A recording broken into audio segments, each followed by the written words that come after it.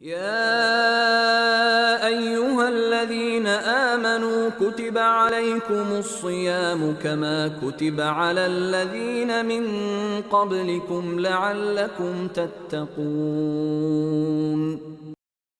الحمد لله وكفى والصلاة والسلام على عبد الله المصطفى وعلى آله وصحبه المجتبى وبعد. السلام عليكم ورحمة الله وبركاته. ودنا يتكبراتشو يا حنيف ملتي ميديا تكتاتوች የአላህ ሱብሓነሁ ወተዓላ ሰላም እዝነትና ረድኤት ከናንተ ይለያልኩኝ።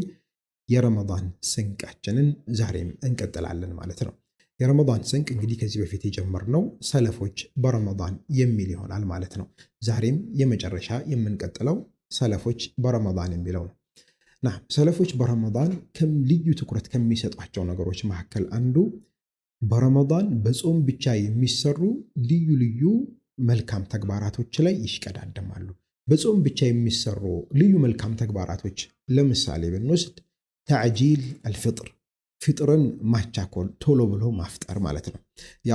የአላህ ሱብሓነሁ ወተዓላ መልእክተኛ ዓለይሂ ሰላቱ ወሰላም ምን ይላሉ? ኢዛ አድበረ አለይሉ ኢዛ አድበረ አነሃሩ ሚን ሃሁና ወአቅበለ አለይሉ ሚን ሃሁና ወገሩበት ሸምሱ አፍጠረ ሳኢም። ቀን በዚህ በኩል ከተሰናበተ ሌሊት ደግሞ በቦታው ከተተካ ፀሐይም ከጠለቀች ጾመኞች ያፈጥራሉ ይላሉ።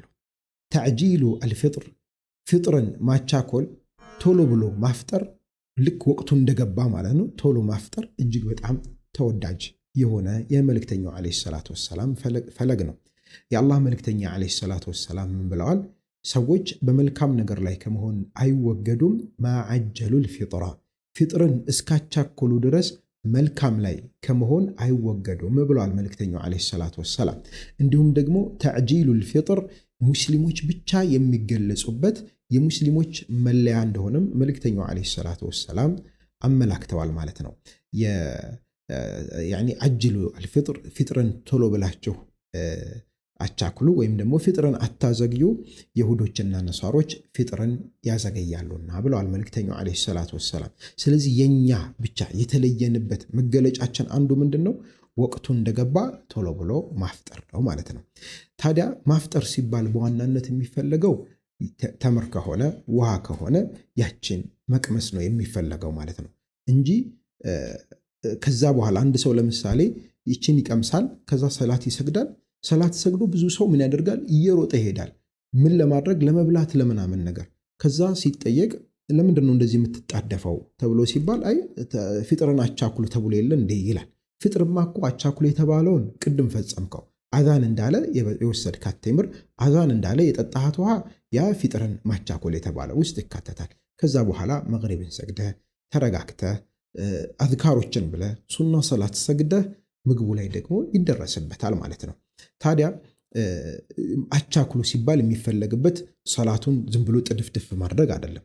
ረጋ ብለን መስገድ መቻል ይኖርብናል። ይህ ማለት ግን ያው ኢማሞችን እና ሰዎችን ምንመራ የሆነን ሰዎች እንዲሁ ዝም ብለን በቀራን ንቅራ ምናምን እያደረግን እንቅራ ማለት አይደለም። ሰው ለመብላት የሚቻኮልበት ሰዓት ስለሆነ ቀልጠፍ አድርገን ማሰገድ ይኖርብናል። ቀልጠፍ አድርገን መስገድ ይኖርብናል። ይህ ማለት ግን የሰላትን ጦመኢና መረጋጋትን፣ የአዝካርን መረጋጋትን በሚጥስ መልኩ መሆን መቻል የለበትም። ሰላት ሰግደን ስንወጣ ሰዎችን ረጋግጠን እንድንወጣ የሰዎችን ክብር እንድንዳፈር የሚያስፈቅድልን አይደለም ማለት ነው። አዎ ካፈጠረን በኋላ ወይም ከሰገድን በኋላ ዚክር እያለን መውጣት እንችላለን። ተረጋግተን መውጣት ይኖርብናል ማለት ነው። ታዲያ መስጂድ ላይ የተቀመጠን የሆንን ሰዎች ደግሞ ሰዎች የሚወጡባቸውን የሚረማመዱባቸውን ቦታዎች በመዝጋት ሰዎችን አዛ ማድረግም የለብንም ማለት ነው። እንዲህ አይነት ቦታ የተቀመጠን ሰዎች ቦታ መቀየር ወይም ደግሞ እየወጣን ዚክር ልናደርግ ይገባናል ማለት ነው። ይህ ሁሉ አንድ ሙስሊም ለሌላው ሙስሊም ከሚያደርገው አተዓውን ዐለል ኸይር በመልካም ነገር ላይ መደጋገፍ መተጋገዝ የተባለ ውስጥ የሚካተት ነው የሚሆነው ማለት ነው። ሌላው ስናፈጥር ደግሞ በተምር ማፍጠር፣ በውሃ ማፍጠር መልእክተኛው ዓለይሂ ሰላቱ ወሰላም አዘዋልና ይህም ጾመኛ ብቻ የሚሰራው ለየት ያለ የሆነ መልካም ተግባር ነውና በዚህም ላይ ልንበረታ ይገባናል ማለት ነው። ጾመኛ ካልሆን በቀር የማናገኘው ሱና የሆነ ተግባር ተወዳጅ የሆነ ተግባር ስለሆነ ጾመኛ በሆነ ሰዓት ላይ እንደነኛ አይነት ተግባራቶችን ለመተግበር መቻኮል ይኖርብናል ማለት ነው።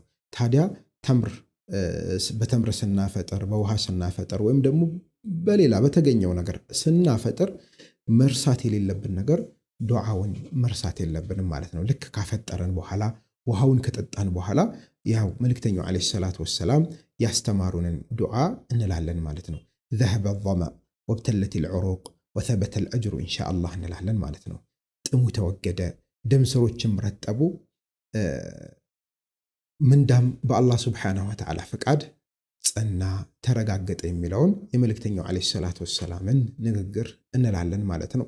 ይህም ያው ካፈጠርን በኋላ ነው የምንለው። አንዳንድ ሰው ተምሩን ይዞ ይህንን ዱዓ ያደርጋል ማለት ነው። የዱዓው መልእክትን ግን ስናየው ያው ذهب الظمأ وابتلت العروق የሚለው ያው ደም ስር ከረጠበ ውሃ ከጠጣን በኋላ ተምር ካገኘን በኋላ የሚባል ዚክር እንደሆነ ቃሉ የተወሰነ ያመላክታል ማለት ነው።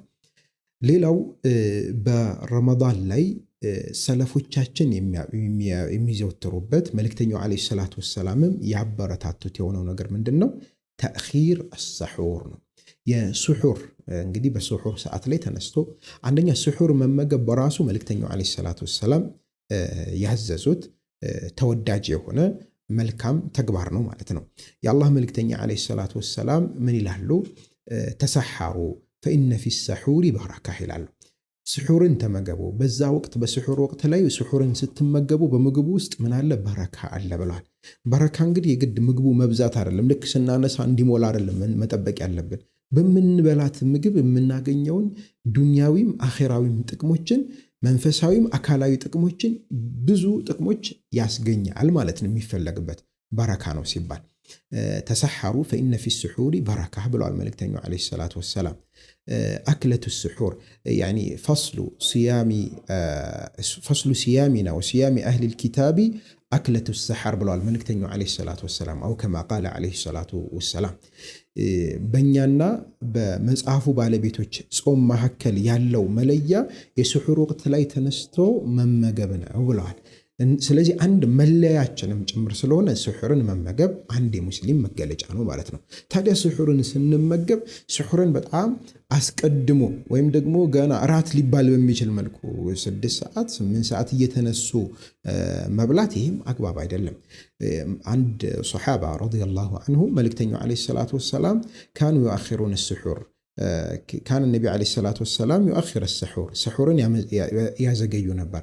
ስሑር በልተው ከጨረሱ በኋላ ፈጅር አዛን ይላል።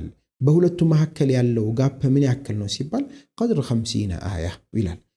50 አያ አንቀጽ ወይ የሚቀራበት የሚያክል ነው ብለው አስቀምጠዋል ማለት ነው። ወሊሃዛ እንዲህ ለፈጅር ቀረብ አድርጎ ስሑርን መመገብ የበለጠ የተሻለ ነው የሚሆነው ማለት ነው። ታዲያ ለስሑር በተነሳንበት በዛው ዱዓ ማድረግ፣ በዛ በስሑር ወቅት ዱዓ ማድረግ አላህ ስብሓነሁ ወተዓላ መልእክተኛው ዓለይሂ ሰላቱ ወሰላም የንዚሉ ረቡና ኢላ አሰማኢ ዱንያ ሒነ የብቃ ثሉث አለይል ልአኺር የሌሊቱ 1/3 ክፍል በሚቀርበት ጊዜ ወደ ሰማዕ ዱንያ ይወርዳል። ፈየቁሉ መን የድዑኒ ፈአስተጂበ ለህ ወመን የስተግፊሩኒ ፈአግፊረ ለህ ወመን የስአሉኒ ፈኡዕጢየህ የሚጠይቀኝ ማን ነው የምሰጠው? የሚለምነኝ ማን ነው እሺ የምለው? ምህረት የሚጠይቀኝ ማን ነው እምምረው? እያለ አላህ ሱብሓነሁ ወተዓላ ይጣራል ብለዋል። ታዲያ ይሄ ወቅት የት ነው? ያው ስሑሩ ወቅት ላይ ነው። ከፈጅር በፊት ያለው ወቅት ላይ ነውና በእነኛ ወቅቶች በዚህ ወቅት ላይ ታዲያ ተነስተን ከስሑር ከመብላት በተጨማሪ ዱዓ ማድረግ፣ አላህን ሱብሓነሁ ወተዓላን መማፀን፣ ኢስትግፋር ማብዛት ወቢልአስሓሪ ሁም የስተግፊሩን በስሑር ወቅት እስትግፋር ያደርጋሉ ተብሏልና እስትግፋር ማብዛት ይኖርብናል። ይሄ ጾመኛ ሆንም አልሆንም በእነኚህ ሰዓቶች ላይ ተነስቶ ዱዓ ማድረግ፣ እስትግፋር ማብዛት ይህ የሙስሊም አንድ መገለጫ ባህሪው ነው ማለት ነው። በጾምም የምንማረው ትልቁ የምንወስደው የመንፈሳዊ ለውጥ የምናመጣበትም አንዱ ይህ ነውና በዚህ ነገር ላይም መበርታት መጠናከር ይኖርብናል ማለት ነው።